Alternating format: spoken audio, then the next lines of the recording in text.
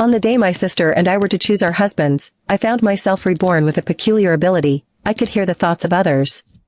I heard my sister think, this time I'm definitely going to snag a good husband before anyone else. Then, in a hurry, she whisked away the gentle husband I had married in my previous life. The abusive man who had tormented her daily was left for me. I couldn't help but smile.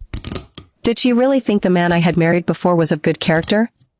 I had been reborn on the very day my sister was to choose her husband. Across the dining table sat two men of similar age. One was Finn, the eldest son of the Parker family, known for his aloof demeanor. The other was Leo, the younger son, a product of an affair, but with a gentle disposition. This time, I'm definitely going to snag you. My sister's voice echoed in my ears. I glanced at her, but she wasn't speaking aloud. Her eyes were fixed intently on Leo. I'm going to take you away.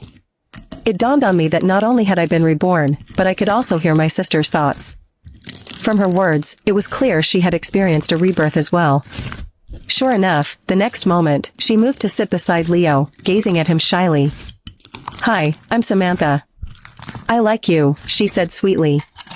Suddenly, my father chimed in. Rachel, since your sister has chosen Leo, you should marry Finn. At this, my sister's eyes gleamed with triumph as she thought, this time, you'll take my place and endure the beating. In my previous life, my sister had married Finn.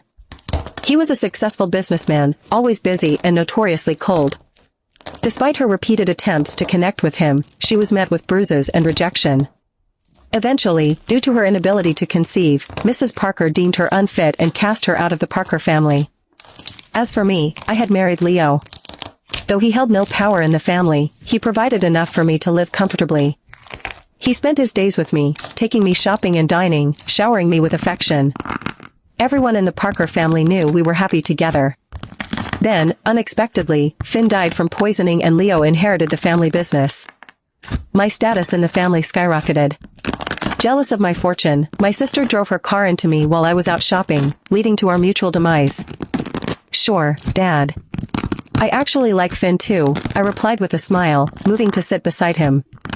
I had to admit, Finn's presence was imposing. Sitting next to him felt like being enveloped in a cold aura that made it hard to speak. No wonder my sister had suffered so much at his hands in the past. I tried to listen to his thoughts, but he was silent.